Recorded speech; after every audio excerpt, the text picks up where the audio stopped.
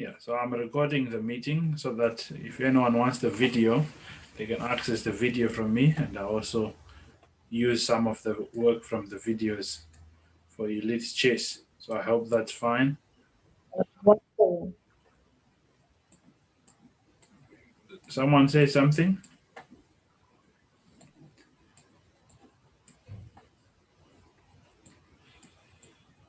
Welcome, Keithan. How are you today? Good, and you? I'm good, thanks. Okay, so Ethan said one puzzle. So Keithan, were you able to do the homework? I didn't see the email. When I looked in my email, I didn't get anything. Oh, really? I think I sent Yeah. the homework a few weeks, not few weeks, but a few days ago. Some I don't days think ago. it came through. Did it? Okay, I'll have to confirm, but it's okay. Maybe I should remind you, but I think I sent the homework.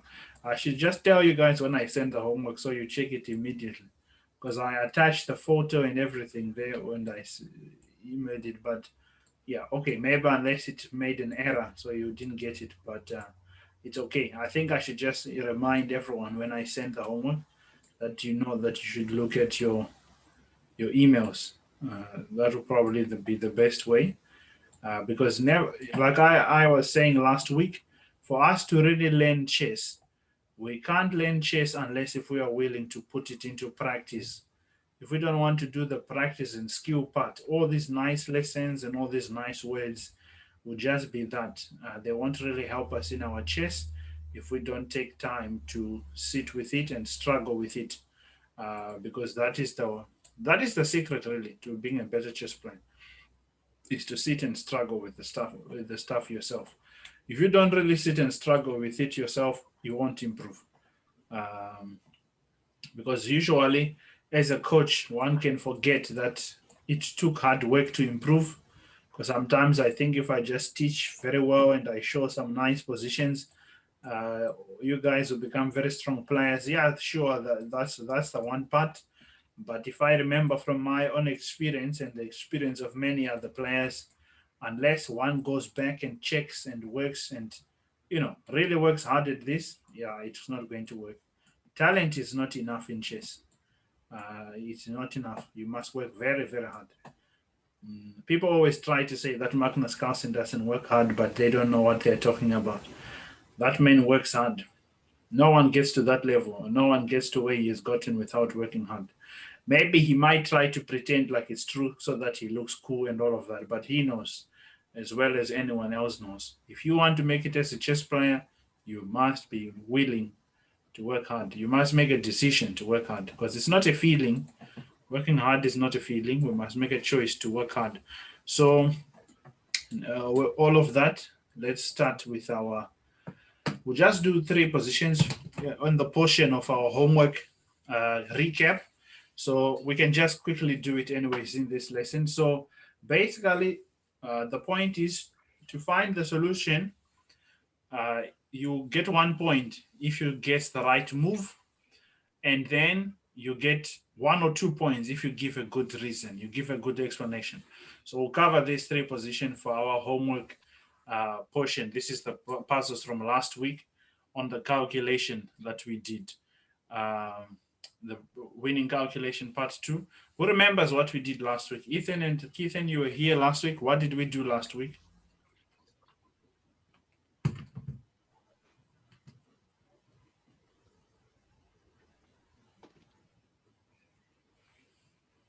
So Ethan, what do you remember from last week? I remember that we looked at a position and we were also looking and I remember the knight can also jump. Very good, Elsie. Welcome, Elsie. Yes, the knight can jump. Good job. Okay, Keithan, what do you remember from last week? I remember that we played positions against each other, and we could see who could find the move for white. Yes, that's true. Okay, very good. We had some training games.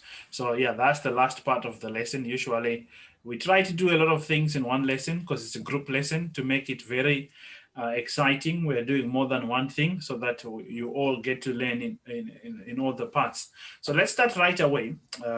We can start with this position. So again, it's 1 point for the correct answer, and then 2 points or 1 or 2 points for the right answer or the right explanation. So here in this position, it is white to play. So find the idea that white should play and then give me a good reason why you think that is the correct idea. So I'll give you 1 minute because we need to do the homework session quick because hopefully, okay, we are still trying new things here. I'll admit this is a new format. I don't think everyone has experienced this before. Even for me, it's the first time trying to teach like this, to do homework session, lesson, and then training camps. It's a lot in one lesson, but hopefully the more we do it, the easier it becomes. So that when we have done the homework already, you just give me the answers and I'll tell you the correct solutions. And some, if you have any questions about the position, we can also cover it at that. But we'll take it one step at a time. Okay, so you have until 5:40 to give the idea and then the explanation.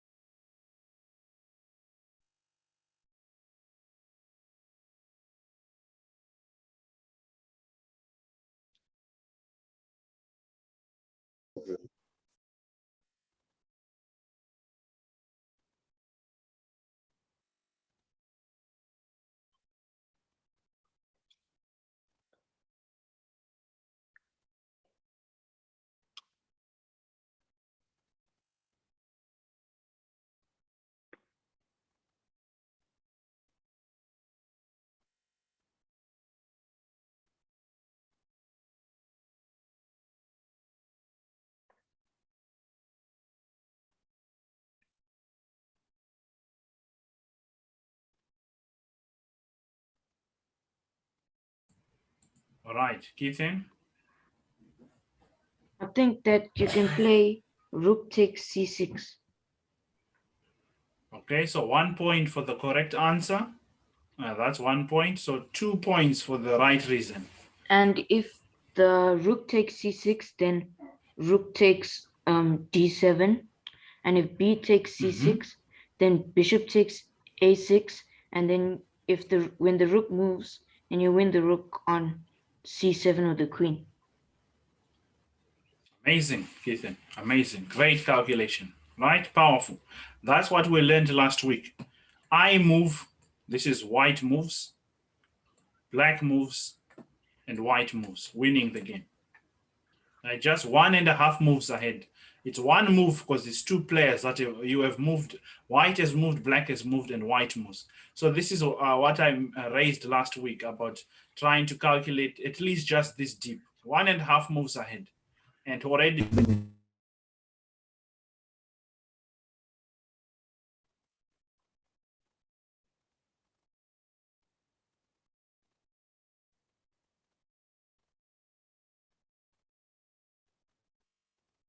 yeah, sorry, my microphone just went a bit funny, but yes, and already you can see here that black is losing. If the other line, and what I'm happy about is you calculated more than one line, you just didn't give one answer, you tried to see as many as possible, but again it's just the same thing. White moves, black moves, white moves. Usually many blunders in chess happen in the first 1 to 3 moves when you calculate. So if you are very strong at calculating 1, 2, 3 moves ahead, but really 1.5 is enough. You avoid making one move blunders. Yeah, the blunders where you make a blunder and then shout, "Oh no, my queen!" Right? You can avoid such blunders by practicing the 1.5 moves calculation. Okay, again, the second part of the homework, it is again here, it is white to play, it's white to play. So you have 1 minute, you have 1 minute. So Keithan got 3 points for the first one. Well done, Keithan. So the second one, it's 1 minute at 5, okay, let's say 544. 544, we can come back. 1 point for the right idea, 1 or 2 or 3 points. No, 1 or 2 points for the correct answer, the correct explanation. All right.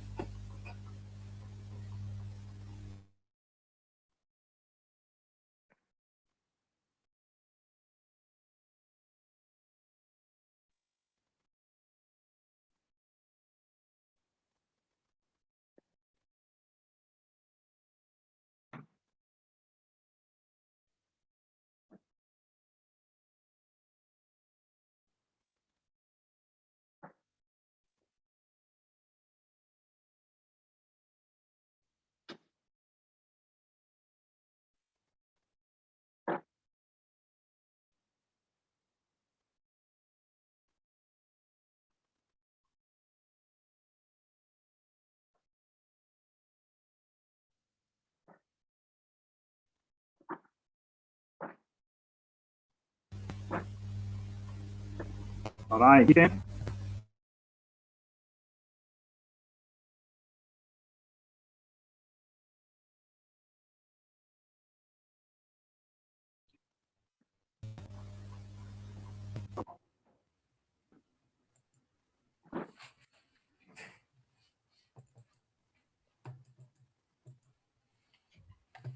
sorry about that. The mic is acting a bit funny. Yes, Keithan, you wanted to say something? Knight A4.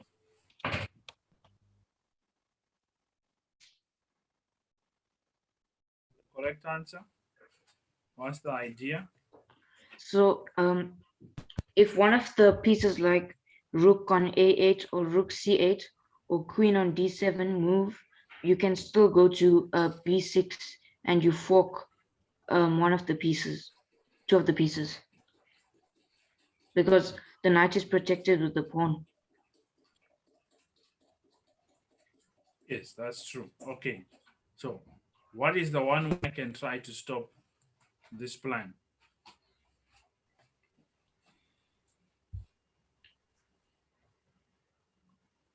I think it's queen to C7.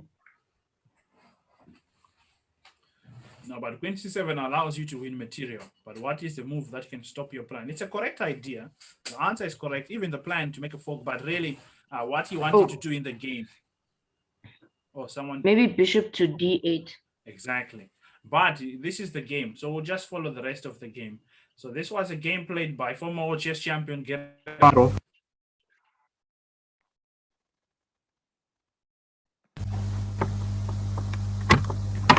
Sorry, my mic has been acting a bit funny.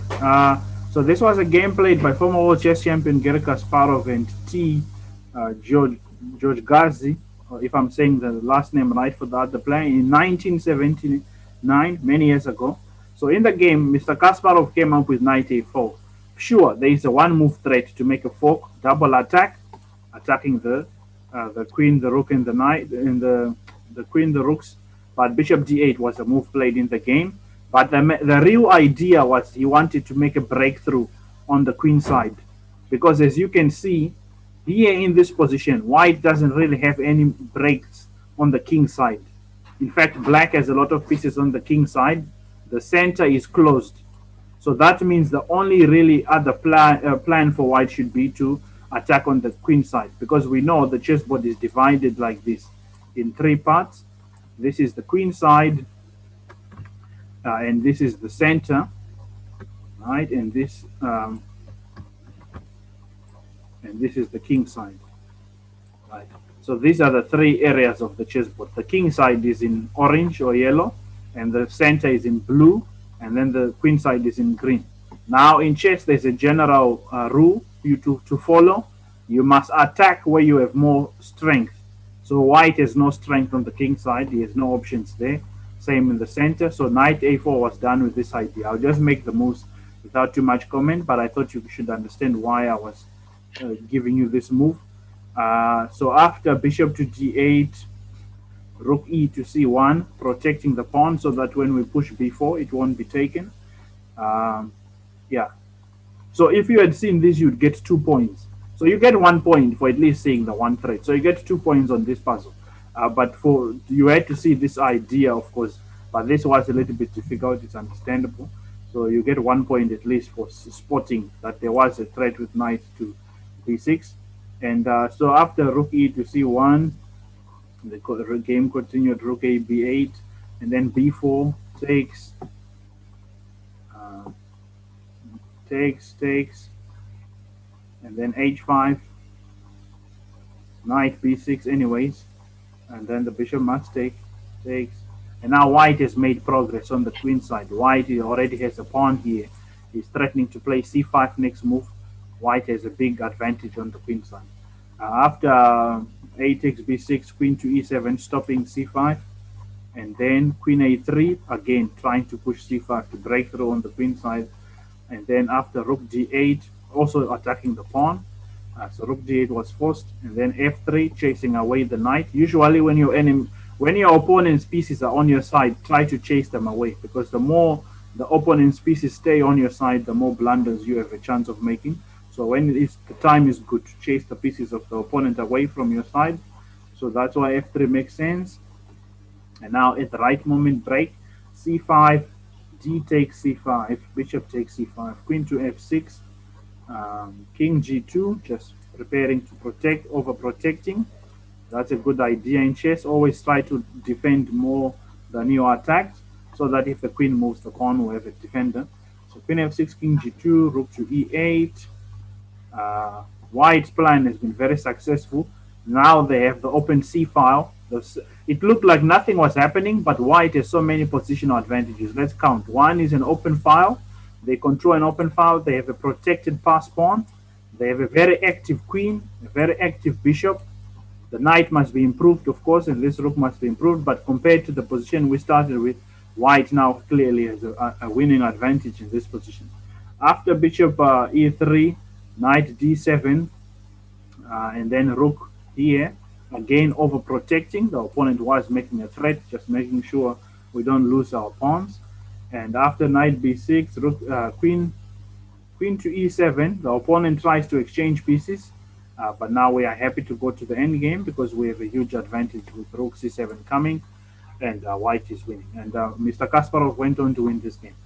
But it's amazing how deep the grandmasters think.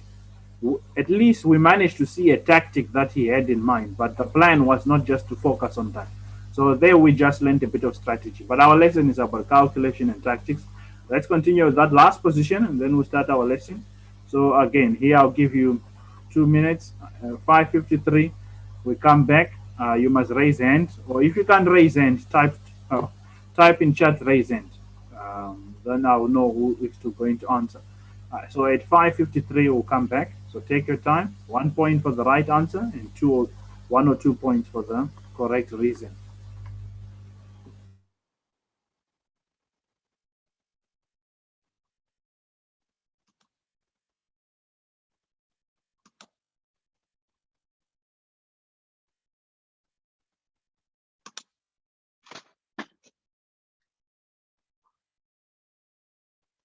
What if knight takes here, knight takes?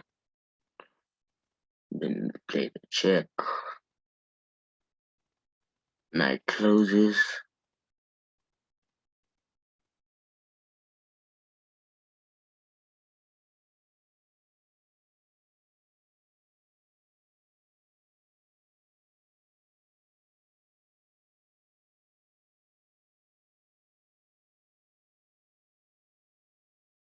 Okay, Ethan, your hand is raised just before time. Okay, it's fine. You can go ahead and give answer. Someone was unmuted. Oh, yes, I muted them. It's fine.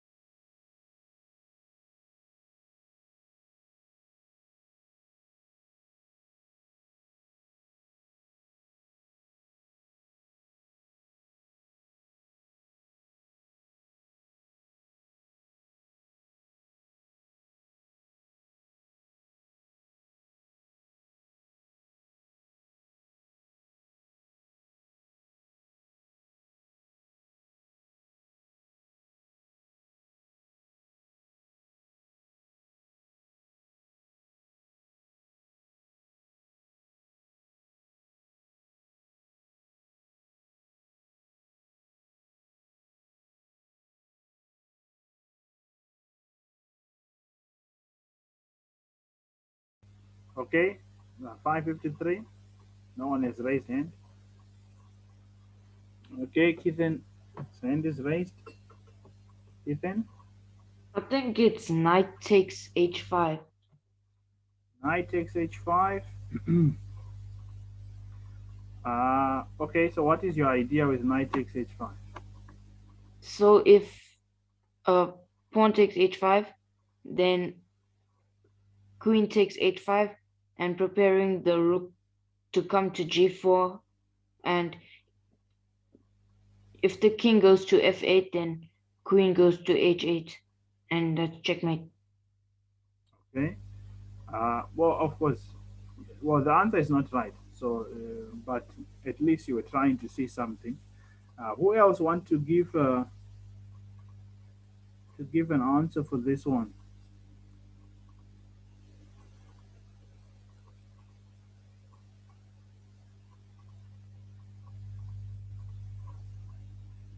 Okay, Ethan.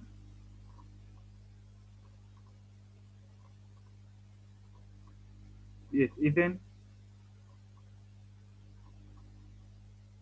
You must unmute yourself, Ethan. Rook to a4. Rook to A4. Taking the open file.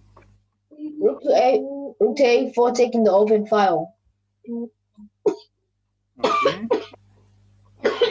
Yeah, that's also not the answer.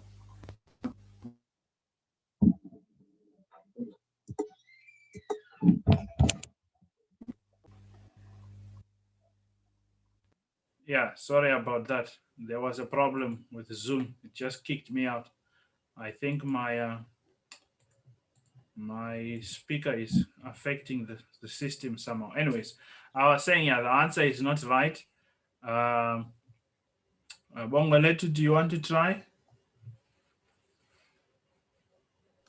Yes, I can try. Okay. I'm thinking of e4. Okay, you're thinking of e4. So 1 point for the correct answer. But what is your idea? My idea is to break up the pawn that is on the center. So I want to capture it. Okay, so did you? What are some lines that you calculated after e4? E4, and then if d takes e4, and then rook takes e4. Rook takes e4. Okay, that's the one line. Did you see any other line besides that one? No. Okay, so Keithan, but good. You get 2 points for this one. 1 point for the right answer, and at least 1 point for trying to have a reason behind it. So 2 points. Good job, Wongaletu. Keithan, your hand is still raised.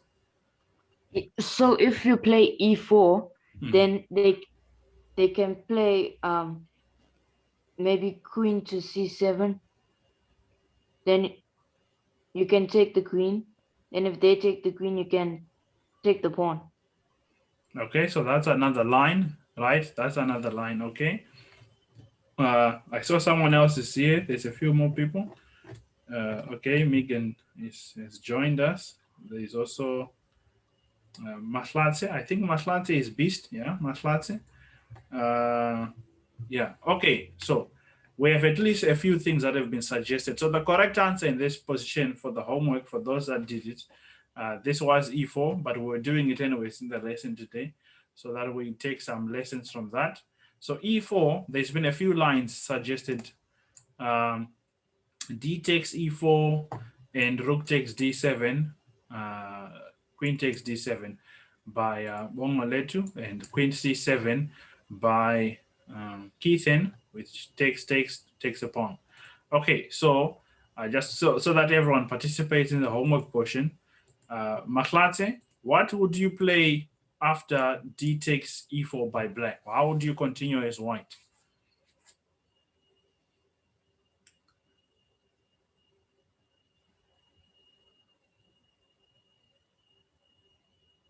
Yeah, Kevin, wait. Let the others participate. I'm asking Mahlate a question. Well, what would you play if you were playing after D takes E4?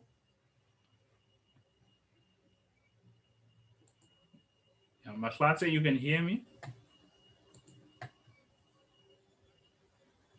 Okay, whilst he takes, I think maybe my type, I'm not sure. But okay, so Megan, what would you play after D takes E4 by black?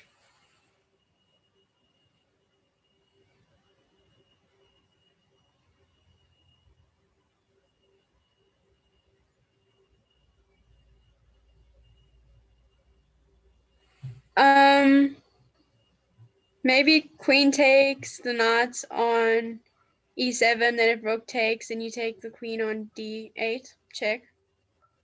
Okay, so what if they take with their queen when you take with your queen? So if you take here and then instead of taking with the rook, they take queen takes. Then you just take with your queen. But your queen is the one that's taken, right? So you're saying if D takes, queen takes, you are hoping that they will take with their rook so you can take their queen. But they won't want to help you, of course. So then they will take with their queen. They'll capture your queen with their queen. Do you see what I'm saying? Yeah, I see. Thank you. Okay, cool. All right, Mahlase, were you able to? Okay, we have another. Someone else has joined. Ah, okay. Elsie joined on their own. Okay. Right. Okay. Mahlate hasn't said anything, but Keithan wants to say something. If D takes E4, then you can play knight to E6, and if they take, then you take with the. If they take the knight with the pawn, then you can take with the queen. Then wherever the king moves, then you can take the rook. Very good, Keithan. This is the right move. Knight E6. So this game was played by Varnus. I don't know if I'm saying it right. And J. Domoto in 1974, and this is how the game went. E4 was correct by Bongoletu. Right, very good move. E4, D takes, and then knight E4. And after this, this is the point. Is that there is a threat of mate.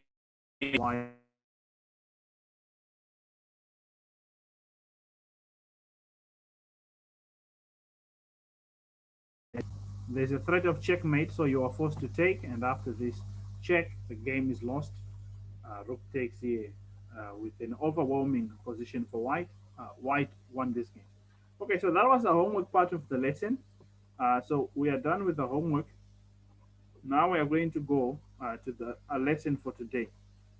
We are going to do the lesson for today. Our lesson was going to be focusing on board visualization. In other words, seeing the board in your head.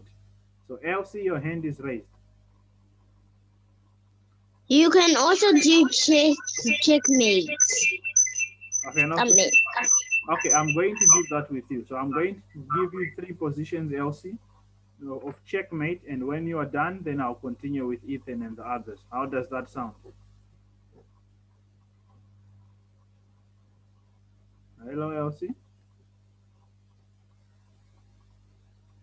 So I'll give you 3 positions to find checkmate. And when you get it, then I can continue with Ethan and all the others on the group tonight. Is that fine?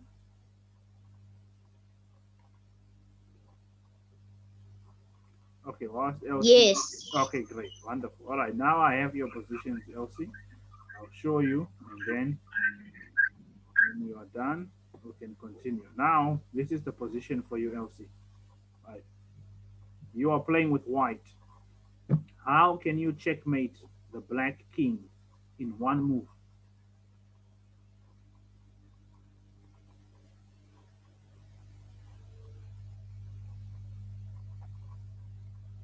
All right, you need to checkmate the black king in one move.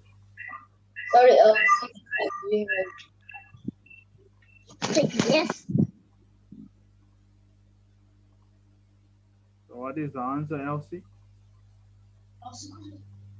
Coach is asking me what? So you need What? you need to checkmate the black king, right? You need to checkmate the black king. How do you checkmate the black king in one move? You remember what checkmate means, Elsie? Checkmate means the king is dead. So how can you kill the black king in one move?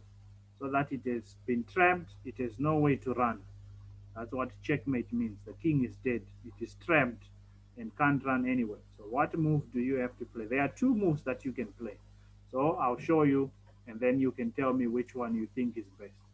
So there is either this move or this move.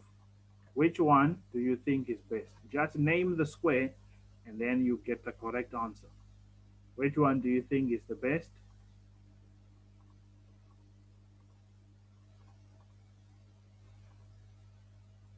You can hear me, Elsie?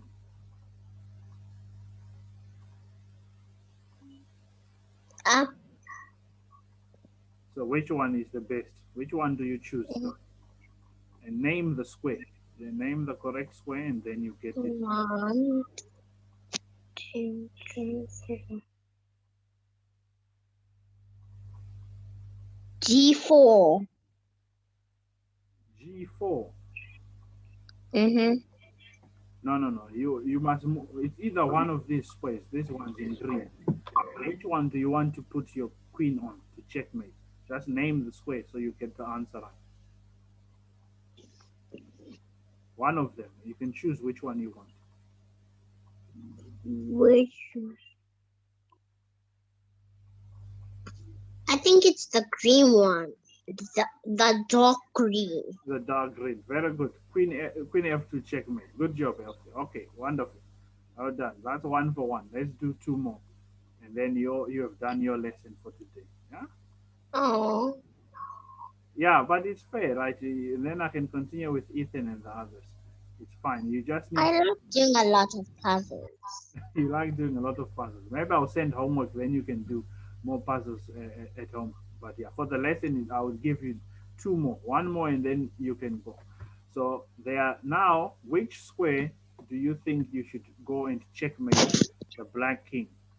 The one in red or the one in yellow? Red.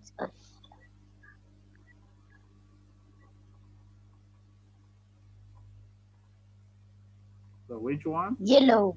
Yellow, yes, very good. Red. Yellow is correct. The king is in check, which means look at your king. Now it can't run anyway, so the king has been trapped. Everywhere it can go, it's going to be captured. So that means the king is now trapped. The king is dead. That's what checkmate means. Good job, Rasi. Okay, one more.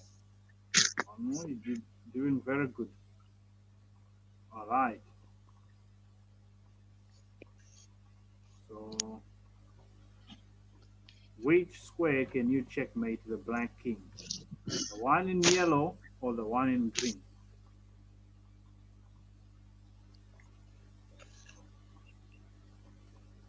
Green. In green, right? Very good. You see, now you are remembering the idea. Same thing, the king is trapped. He's standing in an attacked space and can't run anyway. So checkmate means the king is dead. Good job, Elsie. Right? Well done. So you get a big thumbs up for your efforts. Right? Good job. Well done. All right. Bye-bye, Elsie. Bye-bye. Bye-bye. All right. So yeah, let's Get out.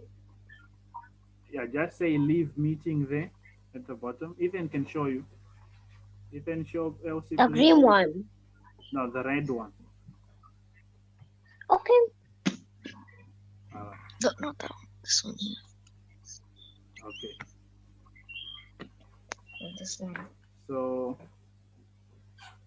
okay, so now let's do our lesson. Thank you for being patient. As Elsie took her puzzles there.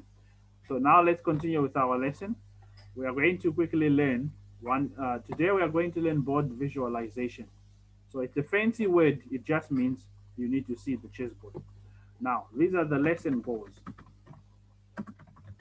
Why is it important to learn to see the chessboard? So the lesson goes seeing the chessboard in your head. This is an important part of calculation. Seeing the chessboard in your head. Number 2, also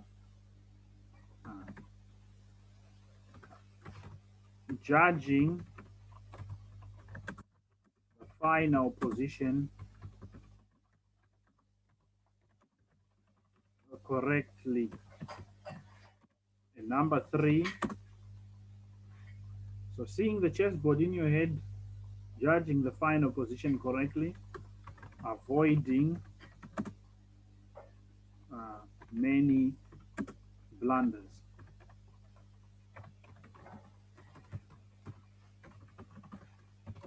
Right, so what you should already know before we go into our lesson, what you should already know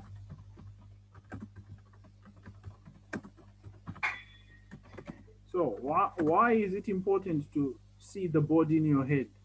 You can raise your hand or type raise hand in chat so you can speak.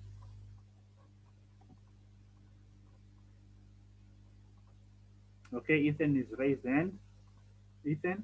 So that you can look at the board and you have the board in your mind, and you can figure out the position from there. And also you'll be able to play blind chess. Okay. Have the position in your head. Have position in your head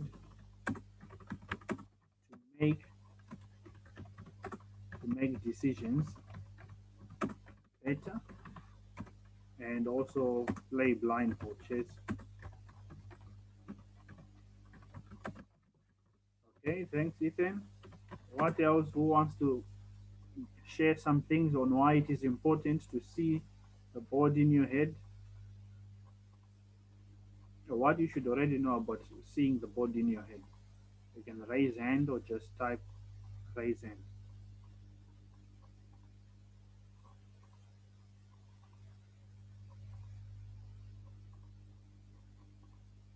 Okay, no one wants to say anything. All right, so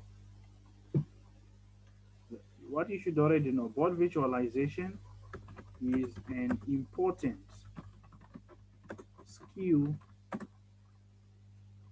to learn if you want to calculate properly.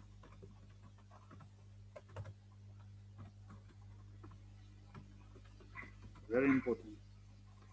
Right, and what you should get out of this lesson.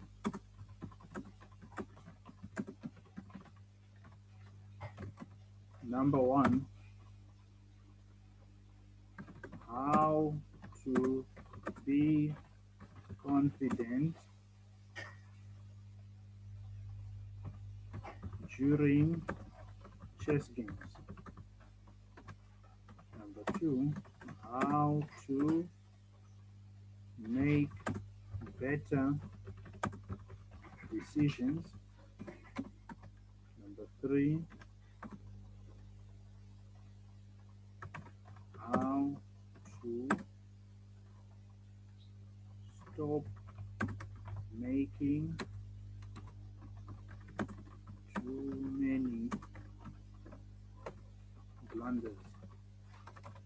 And finally, the last part, which is practice and skill. That's that homework that we were covering at the beginning of the lesson. So the idea is for me to share homework that you need to do when we finish here, so that when we come for the next lesson, which is planned for next Wednesday again, same time, half past 5 to 7 p.m., we start by just recapping the homework that you have already done, so that we don't take too much time in the homework part of the lesson. So, but nevertheless, I think I need to communicate better to remind you if I share homework that I've shared the homework, so that you can do it ahead of time, so that when we do the homework recap, it's much quicker and it's easier because you are now comparing your answers.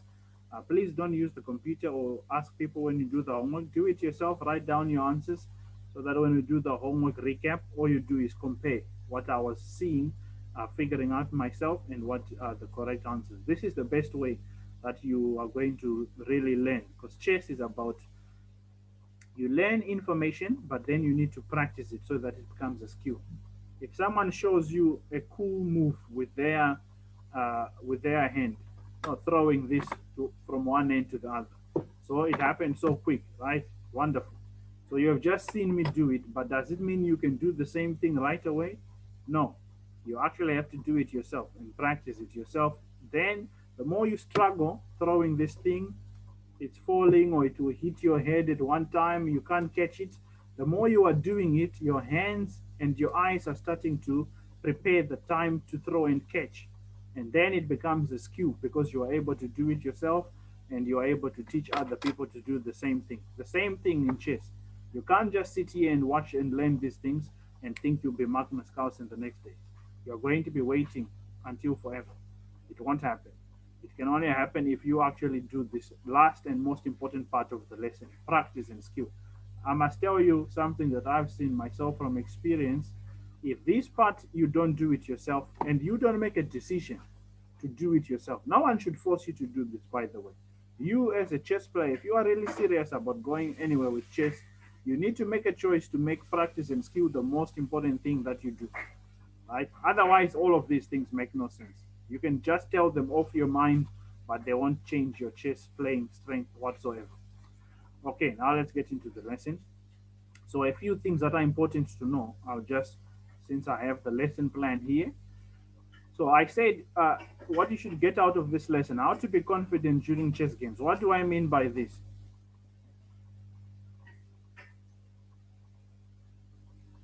Moving an ear like right now. Yeah, even that you have to learn how to do it, right? Ethan is typing in chat. You can't learn to move your ear and raise an eyebrow without practicing and making it a skill. Everything you learn, you must practice it, then it becomes a skill. Okay, now let's start with the lesson. How to be confident during chess games. What do I mean by this? How can seeing the board in your head make you confident? Now, nervousness and fear are two common problems chess players face. And usually it's because they don't think they are good enough. That's one of the reasons. Or the biggest reason really is they are afraid to lose. Right?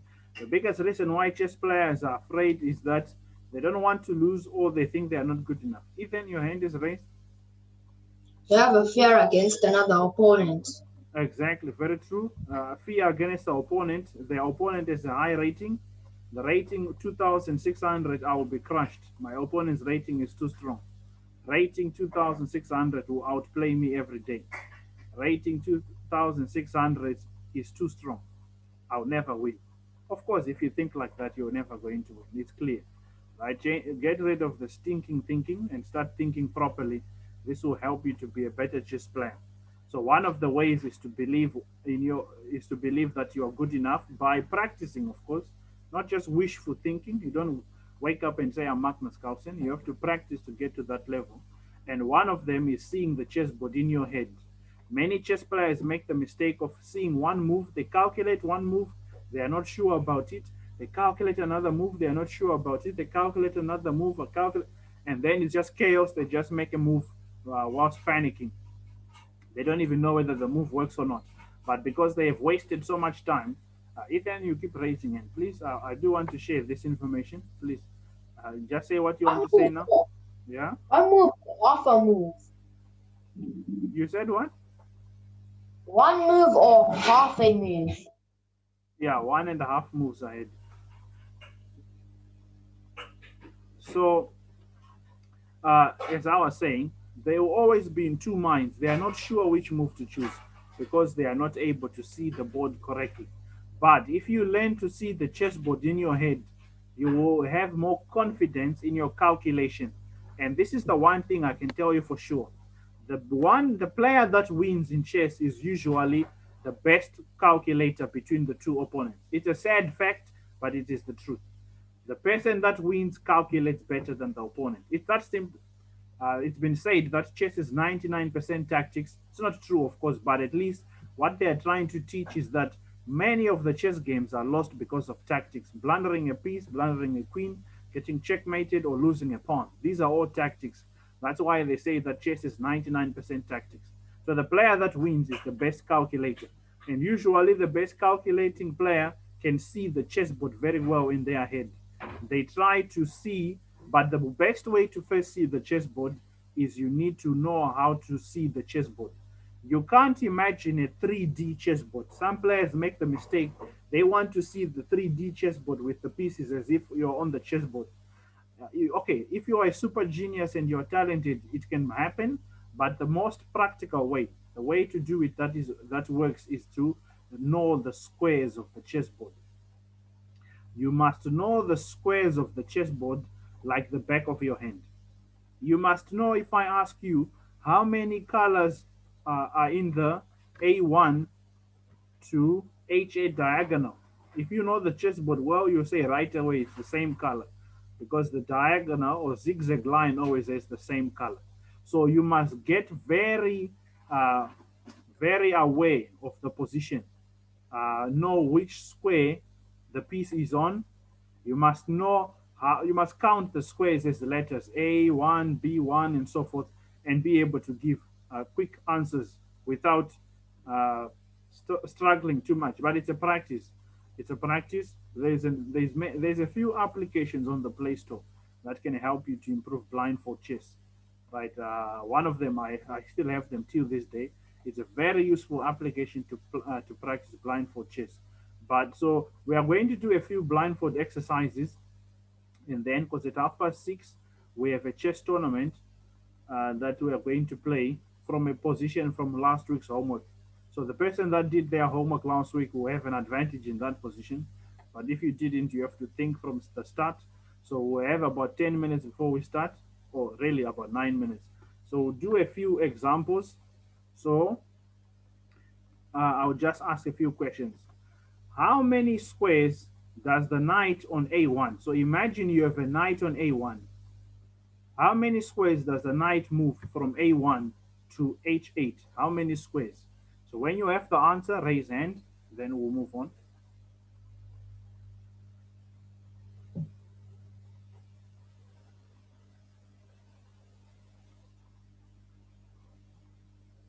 Okay, Keithan? 6 squares. So you said 6 squares. Okay, let's see it. So the knight needs to get to H1. So the knight needs to be on G6 to go to H1. So the knight needs to travel here, here, here, here, here, here. So that's 1, 2, 3, 4, 5, 6, 6 squares, right? Very good. Good. Right.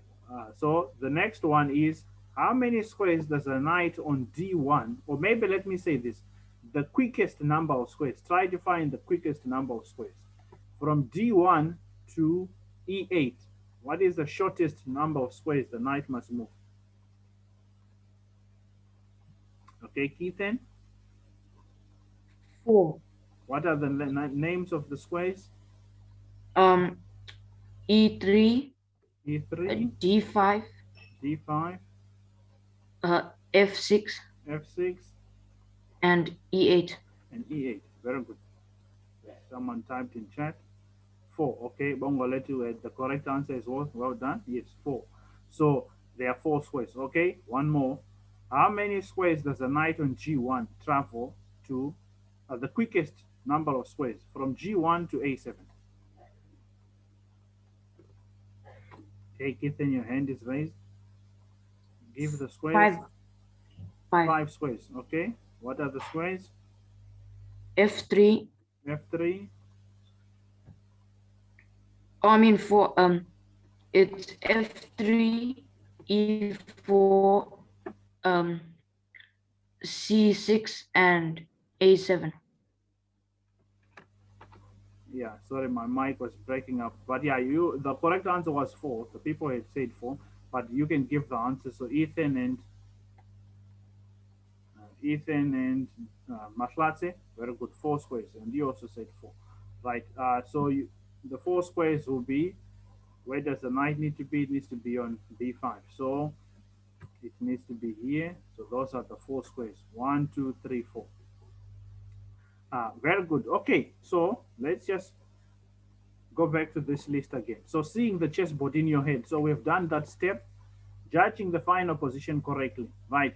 This is the next step that we need to follow. What do I mean by judging the position correctly? I mentioned it last week. when I was speaking on calculating possible moves, seeing ahead. It's not enough to just see ahead and not know what is the final judgment of the position, because it's like running into the dark and you don't know what you're going to see, and then you run and you meet a bear. It would have been a good idea not to run into the dark before you could see what was inside, right? At least try to hear the sounds. Try to judge. Is it safe for me to just run into this dark without knowing what is ahead? So that's basically calculation. Calculation without seeing the final position is like running into the dark and you meet a bear, right? Or you are running away from the bear and you meet a lion whilst you're running away. So it is extremely important to be able to see the final position and judge. Is it winning? Is it losing? Is it a draw? Very important. Ethan, you have something to say?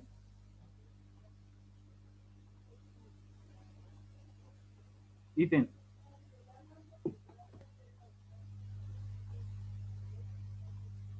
Oh, okay. He's not speaking. I think it's muted, Ethan. Your hand is raised. But because of time, we need to continue. You can ask a question later if you or type it in chat if you really want to ask something. So the judgment of the position is important. So we're going to do that and then we'll finish. What do I mean by avoiding blunders? When you can see the final position, you can see, okay, I have calculated, I move there, they move there, I move there, but oh no, my queen. So you see it in your head before it happens. That's why visualization or seeing the board in your head can help you. You can have the oh no, my queen moment in your head, but not on the real chessboard, not making the moves and then go, oh no, my queen. You could have avoided it if you did it in your head. So the board can help you in your head when you see. And remember, the best way to see the chessboard is to see it by the squares. Remember the names of the squares of the chessboard. That's the quickest way to see the chessboard in your head. Try to remember these squares. The names of the chessboard must be on your mind, so that when you think of d4, if I ask you, say for instance, I hide the chessboard, we go back to the home for chess base, and I ask, uh, what color square is B1? You can raise hand.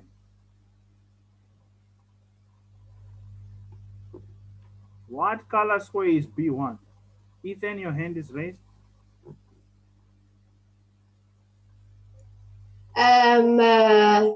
Black. That's not correct. Keithan, your hand is raised. White. White. B1 is a white square. Right, so that's basically how you improve seeing the chessboard. Just remember the squares and the color of that square. So B1 is a white square. So we know that the B1 to H7 diagonal is a white square and all the squares are connected. That's how you start to improve board visualization. Last thing before we go to the training games, because really I know that's all what you guys want to do when you have lessons is to play games. No one actually wants to learn. People just want to play. So, but it is well. Let's do one position to train how to see the position and give a correct judgment of the final position. So I need another notepad. All right.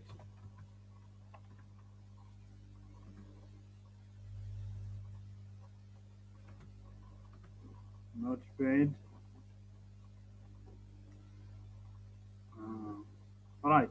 So white to move will get one position. So your goal, no more than giving the right answer, is your goal is to tell me what will be the final position. What is going to be the final result? Right? Is it winning? Is it a draw? Is it a lost position? So that's what will help you to see ahead, is to judge correctly before you go into the line. Before you make the moves on the chessboard, it's important to know, if I choose this way to play, is the move winning? Is the move losing? Is the move a draw? Very important to know this. So this is a practice position. So in the plan is in the homework, I'll give you a lot of exercises to improve your blindfold chess. Many exercises that are different so that you can practice this skill. So let me just quickly shrink this so that I make it next to the board.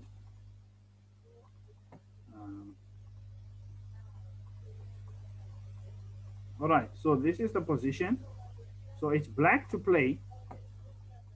Sorry. It's black to play. You need your job is to say what will be the final position. What will be what judge the final position in your head. So it's 1 point for the correct answer, but it's 3 points for giving the correct judgment. Is it a win? Is it a loss? Is it a draw? After you see all the possible moves. So if you have an answer, raise hand. You can do it already if you have seen it.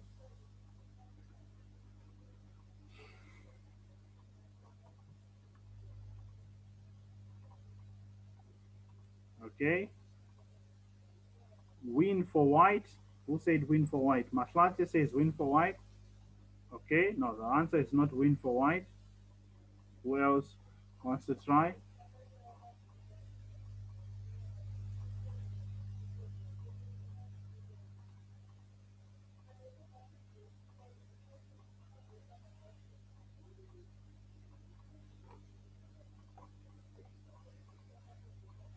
Yeah, Ethan gives the right answer. Rook a4, check. That's the right answer, but that's 1 point for the right answer. But it's 3 points for the correct judgment.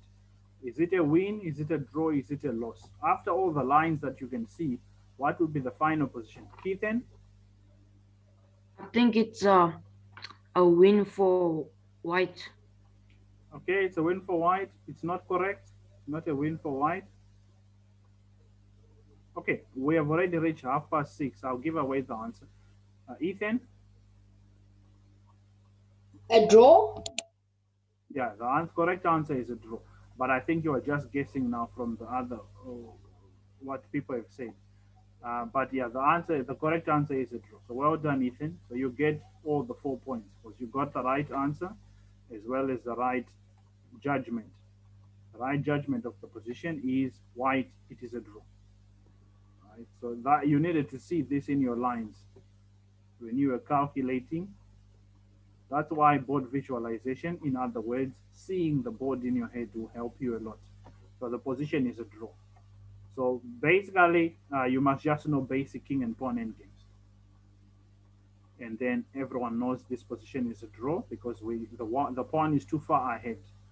The white is not going to be able to take opposition because this pawn is in the way. So now black cannot lose anymore because white can't make any progress. Black controls the key squares of the pawn. The king can never get here without being challenged. If it moves here, we are already taking a draw. The pawn is captured. If we move back, I will just take the key squares again and I'll move here. You can never make progress. So it is a draw. Okay, very good. Well done. So that is our lesson for today. Let's verify what we were supposed to learn. So avoid making many blunders. We avoid making blunders when we see the final position correctly. If black did not see the final position correctly, he would have maybe blundered and continued playing on with the rooks. But when you see the final position correctly, you can see that it is a draw, so it makes sense to go for the king and pawn endgame. And as well, have position in your head to make decisions better. So black in this game can make a better decision by going to the king and pawn ending when they see the final position that they are winning. Or not winning, it's a draw because of the basic opposition in king and pawn endings. Also, you can play blind for chess, but of course, this is not really necessary. You can play it if you want to, but more important is calculation. Visualization or seeing the board in your head is to make sure you can calculate and make decisions better. And how to be confident during the chess games, when you know that you can see the moves ahead, you are confident that you are going to be able to see things before they happen. So you can surprise your opponent. You set up traps way ahead of time. By the time the opponent discovers it, they will be eyes wide open and shouting, "Oh no, my pawn," when you win their pawn. But you have already you saw it before it happened, right? So that's the idea. Your confidence will increase when you know that I have the strength, I have the ability to see more moves ahead of my opponent. Again, this remains true. The person who calculates better wins most of the time. As they have said, 99% of the time, because usually chess is lost on tactics. So the person who calculates and sees the position and makes the right judgment wins many chess games because they are able to see ahead. And of course, we've already spoken about these other things, how to stop making too many blunders.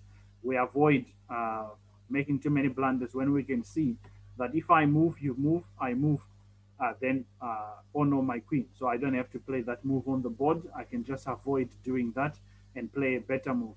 This is how part of it. And of course, this is the key point, practice and skill.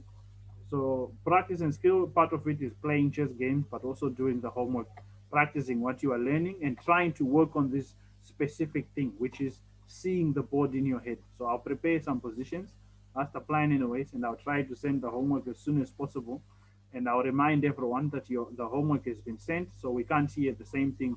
Oh, I didn't see the email, or there was an error, or the dog went into the computer, took the email, and threw it into the sea. So I could not do the homework. So there are all kinds of things that you hear. But it is well. I should also remind people when I send homework. So thank you for the lesson. Is there any comments, any questions from the lesson before we go to the practice and skill?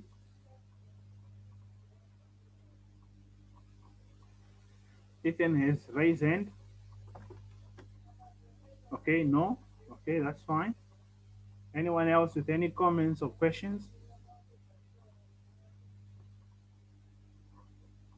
Okay, I think everyone is eager to start playing them. That's fine. Let me quickly set up the tournament. And I'd already set up the tournament, but we went over time, so I think they probably canceled it. I'll have to do the tournament again, I'm thinking. Uh, well, actually, they haven't canceled it, so we can share it right away. So you can go here. Uh, Please enter immediately. We only have a few seconds before they cancel it. The password is key33, the same for the Zoom. That's the password right there in the chat. Go right away and enter the tournament, key33.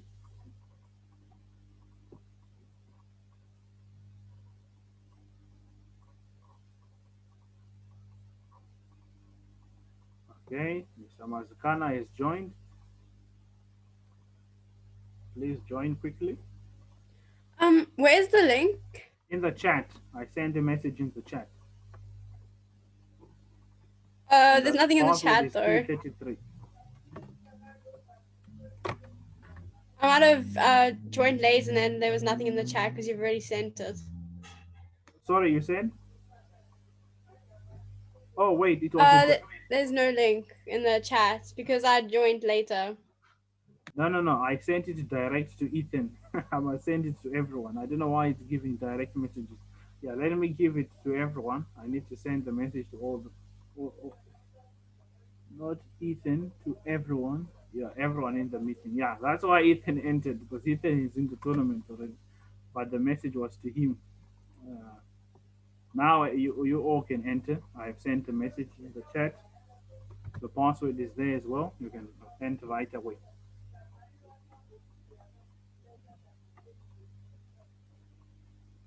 There we go. Now, baby zebra is joined in, or Megan. Yeah, so enter please quickly. The tournament will start in 40 something seconds, so you need to move fast.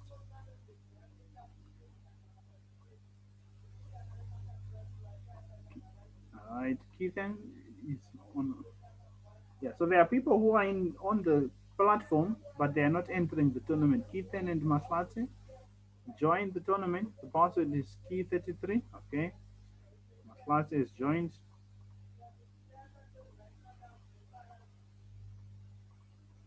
I think there's not enough people, so maybe I should also join so that we have, then it will be the 6 of us.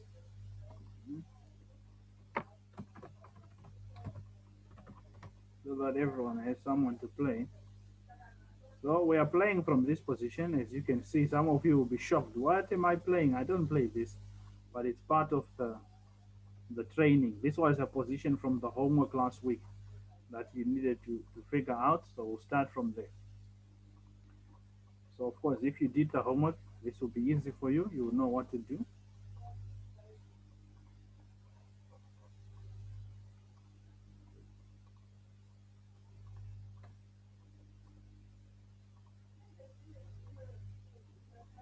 Oh, Bongo, later you still need to enter the tournament. I'll play with you when you have entered.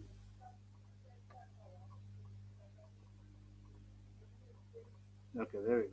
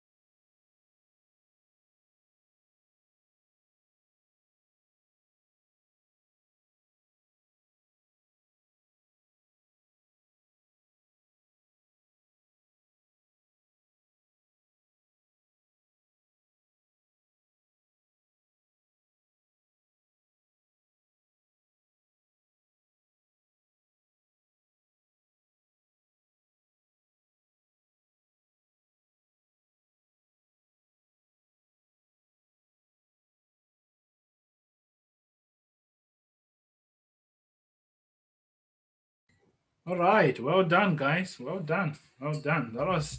It went quite well. We even finished right on time, right at 7 p.m. So I'm glad we managed to respect time.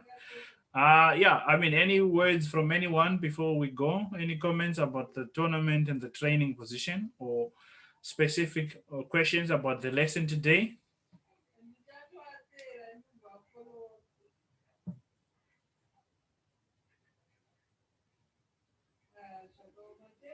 Okay, so if no one has anything, okay.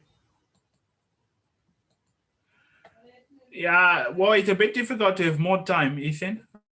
Usually we train until 6:30. So 3 minutes plus 30 seconds is enough time. It's more than enough time. We just need to make sure we have done the homework because it would be easy if we had studied that position. That was last week's homework. That was position number 5 in the homework.